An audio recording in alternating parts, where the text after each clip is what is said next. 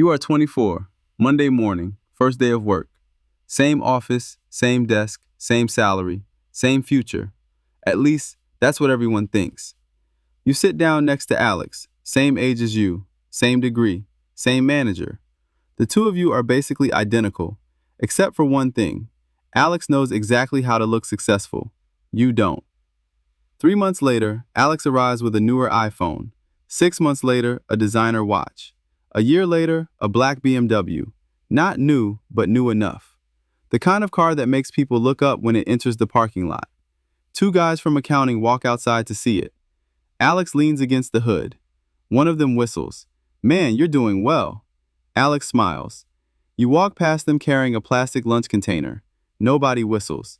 Nobody has ever whistled at a plastic lunch container. At lunch, a coworker points at your food. "What is that?" "Pasta." "You eat that every day?" "Mostly." The coworker stares at the container, then at you, then back at the container. "Everything okay financially?" You look down at the pasta, then back at him. "Yes." He nods slowly, the way people nod when they absolutely do not believe you. You are 26. Alex gets promoted, then promoted again. His Instagram changes. The office, the gym, the rooftop bars, the vacations. The captions get shorter. The photos get more expensive. Meanwhile, your Instagram looks abandoned. No travel photos, no luxury dinners, no motivational quotes, nothing. One Friday night, a girl asks what you do for work. You tell her. She smiles politely. Then she asks, "So what are you working toward?" You think for a second, then answer honestly.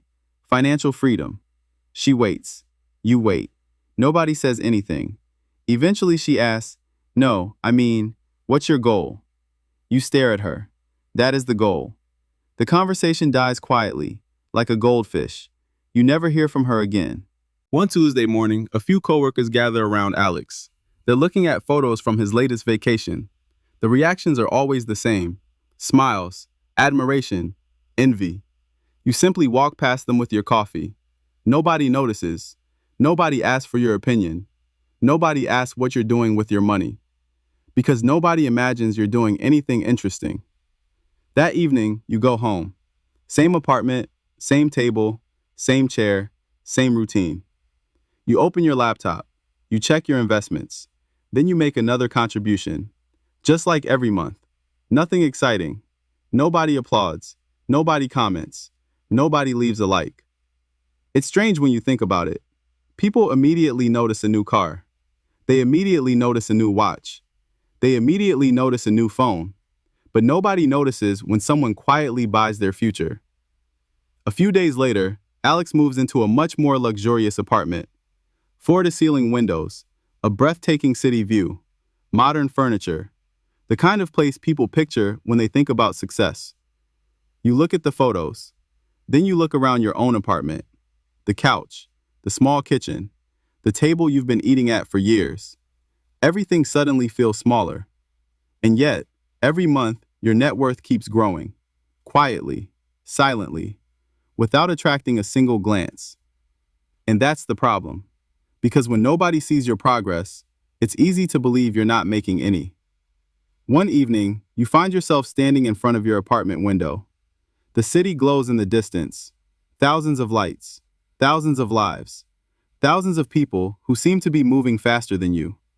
You put your hands in your pockets, and for a few seconds, you wonder if everyone else sees something you don't. But the next morning, you do what you've always done.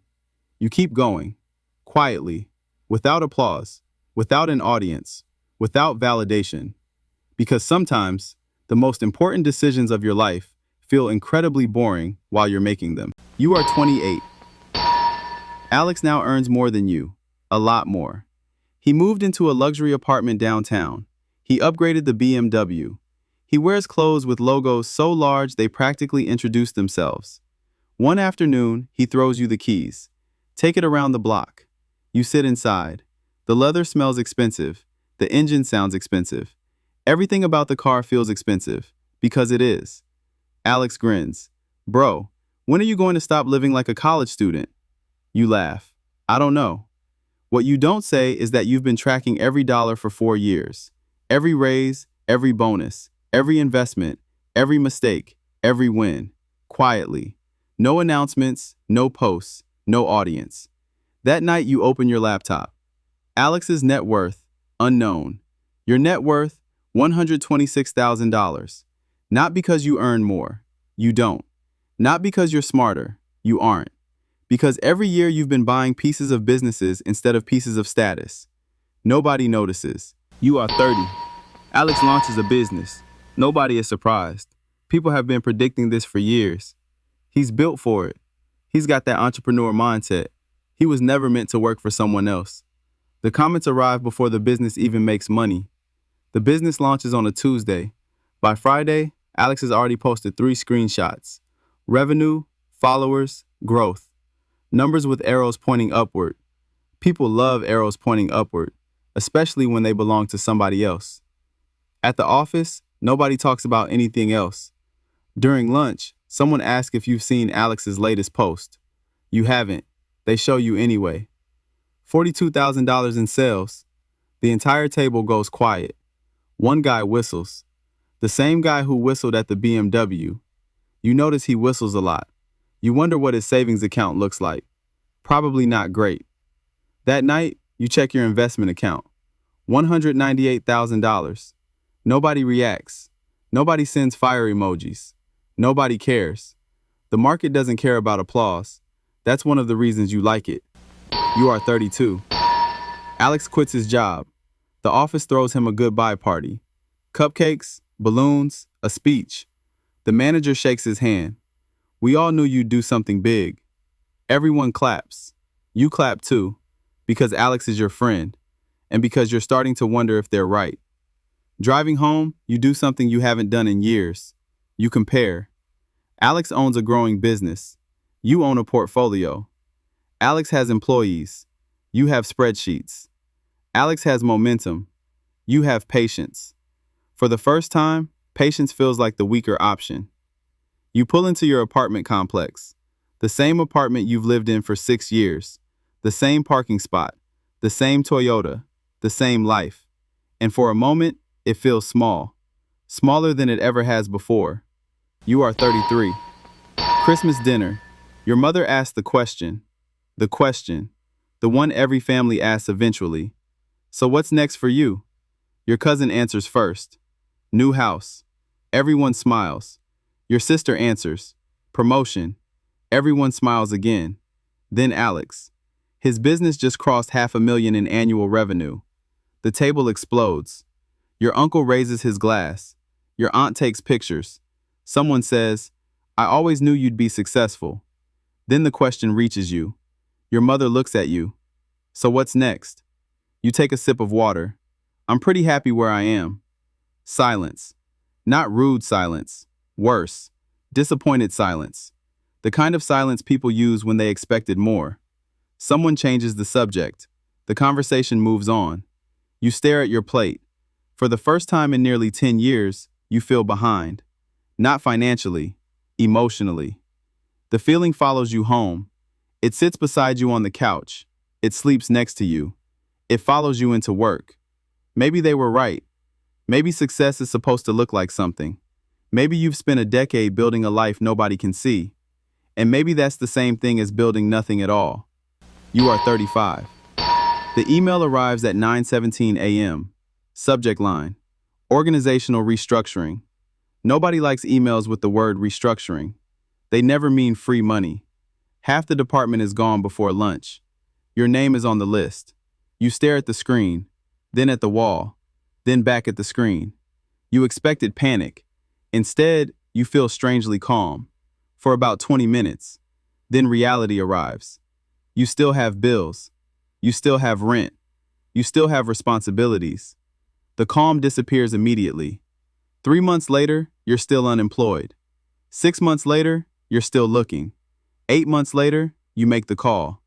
The one you promised yourself you'd never make. Your parents answer on the second ring. You ask if your old room is still available. Your mother says yes before you even finish the sentence. 2 weeks later, you're carrying boxes up the same staircase you walked up as a teenager. The same walls, the same hallway, the same bedroom.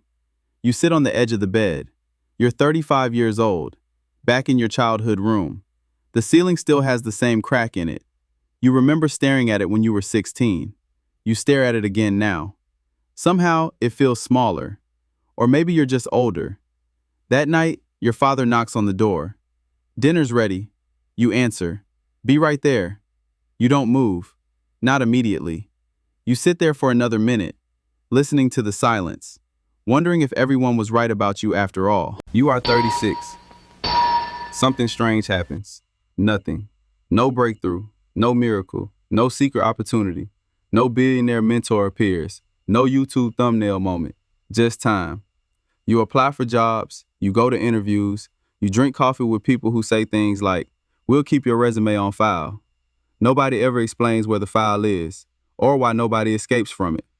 One Tuesday afternoon, you're sitting in your parents' kitchen. Laptop open, job board open. Hope closed. Your phone buzzes. Alex. You haven't spoken in months. You open Instagram. Private jet photo. Luxury hotel. A caption about scaling. 20,000 likes. You stare at the picture, then at your reflection in the screen. You close the app.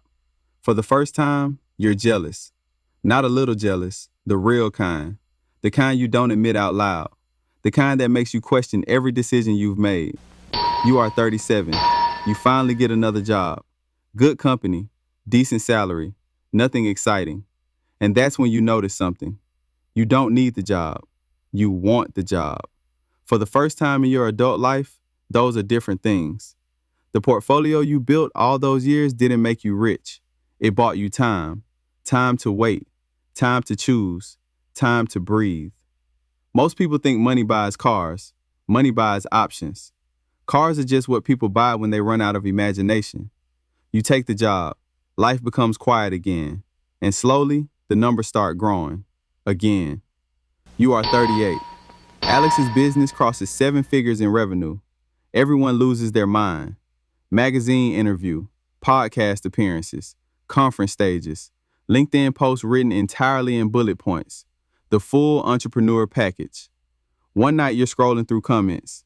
Living the dream, goals, absolute inspiration. Then your phone rings. It's Alex. You answer. His voice sounds different. Tired. Not physically tired, expensive tired. The kind of tired money is supposed to solve. You talk for 20 minutes. He never mentions revenue once. That's how you know something is wrong. Before hanging up, he says something strange. I haven't taken a vacation in 4 years. You laugh. You think he's joking. He isn't. After the call, you sit there for a while, thinking. Alex owns a business. The business owns Alex. The distinction matters. You are 39. The cracks begin to show. Quietly, at first. No dramatic collapse. No headline. No bankruptcy announcement. Reality rarely arrives with music. One client leaves, then another. Ad costs rise. Margins shrink. A lawsuit appears. Nothing fatal, just expensive. Alex starts selling things. The watch disappears first, then the second car, then the apartment. The posts become less frequent. The captions become shorter. Then one day, nothing. Silence. The algorithm forgets him faster than people do. You learn something important. Success rented for attention always comes with a payment date. You are 40. Saturday afternoon. Your doorbell rings. You already know who it is. Alex walks in carrying a paper cup of coffee. Older, thinner, quieter. For a moment, neither of you says much. The house is simple, not impressive. No marble floors, no exotic cars outside, no giant gate. Just peace. Alex looks around, then laughs softly. You know what's crazy? You wait. For 15 years, he shakes his head. I was sure I was passing you. Silence. You look down at your coffee. Alex continues. Every year, the car, the apartment, the business, the followers. I kept looking at your life thinking, he laughs again, thinking you were standing still. The room goes quiet. You think about the office, the BMW, the Christmas dinners, the interviews, the bedroom at your parents' house, the nights you stared at the ceiling wondering if everyone was right. Then you answer, so did I. Alex looks up. You smile. Not because you won, not because he lost, because for the first time, both of you finally understand the same thing. The race was never between you. It was between each of you and your own need to impress people. Alex leans back into the couch. What was the turning point? You think about it. The question sounds important. The answer isn't. There wasn't one. What do you mean? You shrug. I just kept making boring decisions. Alex laughs.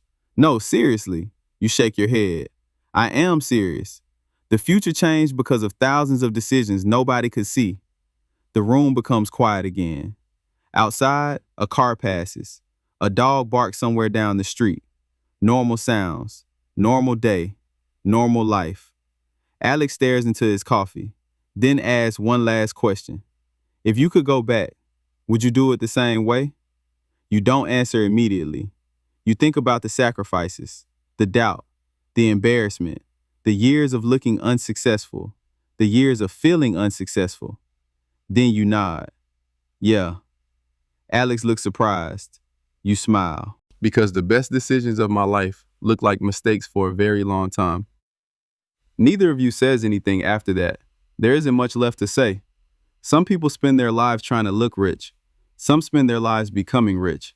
From a distance, they often look exactly the same. Until one day they don't. And that's the problem. The people chasing applause get rewarded immediately. The people building freedom get rewarded eventually.